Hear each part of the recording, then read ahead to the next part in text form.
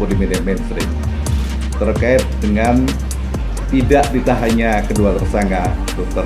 Tipa dan Pak Roy Suryo. Ini menjadi berita yang hangat di mana-mana. Katanya ada termul yang marah-marah mau membakar Kejaksaan Agung. Kemudian ada yang marahin menuding bahwa ada di belakang orang besar, ya. Kemudian juga ada cerita bahwa di Solo, tokoh yang di Solo sekarang ini itu marah-marah besar sehingga sampai banting-banting entah apa, ya udahlah.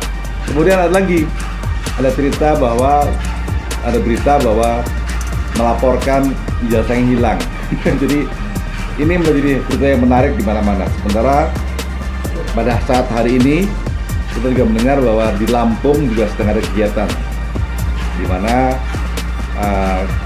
kedatangan Pak Jokowi, ya, Presiden ke-7 itu ke sana, ternyata juga menjadi heboh karena kami tahu persis bahwa ada sekelompok masyarakat yang akan menolak tiba-tiba dilarang oleh aparat untuk tampil.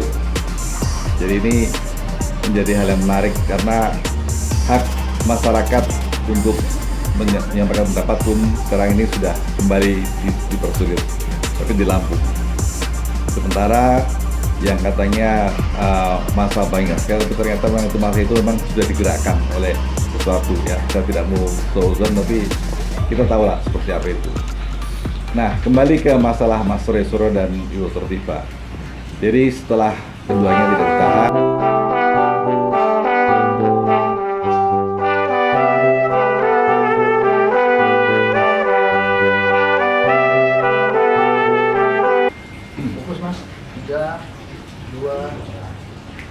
Bismillahirrahmanirrahim. Assalamualaikum warahmatullahi wabarakatuh.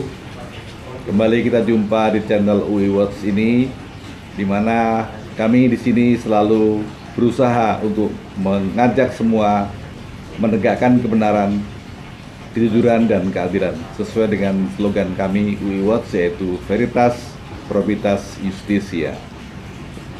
Sahabat semua, kita tahu bahwa beberapa hari lalu banyak berita yang seru beredar di media sosial maupun di media mainstream terkait dengan tidak ditahannya kedua tersangka Dr. Tipa dan Pak Roy Suryo. Ini menjadi berita yang hangat di mana-mana. Katanya ada termul yang marah-marah mau membakar Kejaksaan Agung.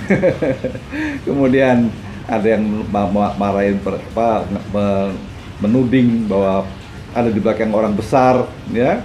Kemudian juga ada cerita bahwa di Solo, tokoh yang di Solo sekarang ini itu marah-marah besar sehingga sampai banting-banting entah apa, ya udahlah. Kemudian ada cerita bahwa ada berita bahwa melaporkan ijazah yang hilang.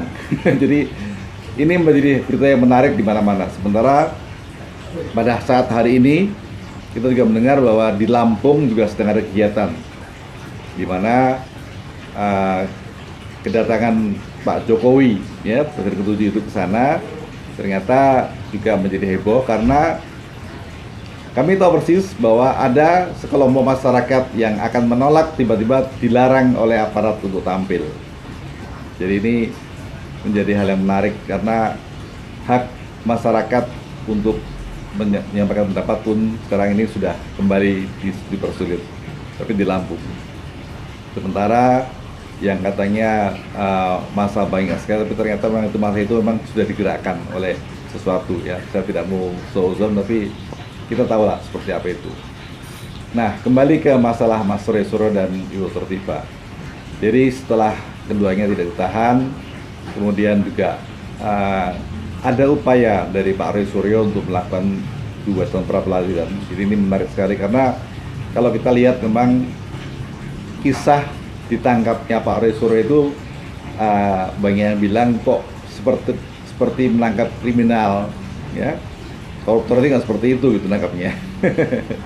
Kemudian pada saat naik ke mobil dari Rumah Sakit Polri nggak pakai rompi, pada saat tiba di kejaksaan pakai rompi, ya, pakai di borgol. Jadi kesannya mau diekspos atau mau dilaporkan kepada siapa bahwa mereka sudah selesai. Yang menarik lagi adalah bahwa ternyata P21-nya itu sudah lama. ya di bulan April. Nah, sekarang pertanyaannya kenapa baru kemarin diserahkan ke Kejaksaan Jakarta Selatan? Nah, kita mungkin itu banyaklah perdebatan dan diskusi yang menarik. Apa ada kenapanya sekarang kita tidak membahas itu karena biarlah nanti akan terungkap sebenarnya apa yang terjadi. Tapi sekali lagi bahwa semua peristiwa ini menjadi catatan bagi kita semua bahwa di negara kita ini memang sedang terjadi drama-drama yang menarik ya. Jadi nanti kalau ada sutradara atau ada produser film bisa menjadi film yang menarik. Jadi kalau dulu ada G30 SPK jadi film, nah mungkin kejadian ini bisa jadi film juga gitu. Nah jadi mungkin langsung pemainnya langsung yang masih segar-segar itu gitu. Tapi intinya adalah kita rakyat ini tidak semuanya diam. Semua memonitor dan melihat apa yang terjadi sesungguhnya. Jadi kita harus sama-sama melihat bahwa marilah kita memilah-milah berita, mana yang benar, mana yang sekedar itu hoax saja. Tapi terkait dengan masalah ijazah sekarang, ijazah palsu, maaf, ijazah yang sedang diperdebatkan ini memang ini seru karena bahkan kemarin di ITB pun ada para alumni ya, Fakultas Rupa ITB yang mereka di kaki lima mereka menawarkan jualan ijazah. Luar biasa itu teman-teman. Jadi benar-benar suatu sindiran yang tidak saja tegas tapi benar-benar mengena ya. Jadi ini sudah kemana-mana ya. Kemudian ada alumni UGM yang juga menuntut agar UGM bersikap transparan, berani bicara sesungguhnya apa yang terjadi sesungguhnya. Karena kita ingat betul bahwa seorang rektor ya waktu itu menyatakan bahwa ijazah itu tersebut diyakini asli, diyakini. Jadi aneh kan? Padahal kan kalau kita bicara di pengadilan tuh yang boleh menyebutkan keyakinan kan hakimnya. Demikian juga masalah istilah ijazahnya identik. Jadi ini juga aneh juga gitu. Kenapa disebutkan asli atau tidak, tapi identik.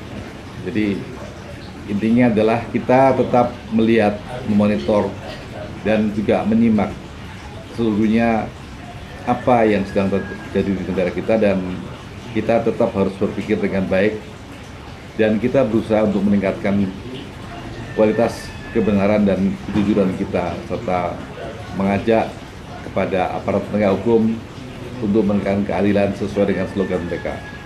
Mungkin itu yang dapat saya sampaikan kali ini. Nanti kita sambung lagi kalau tidak ada kesempatan yang menarik. Terima kasih. Wassalamualaikum warahmatullahi wabarakatuh. Veritas, Probitas, Justisia.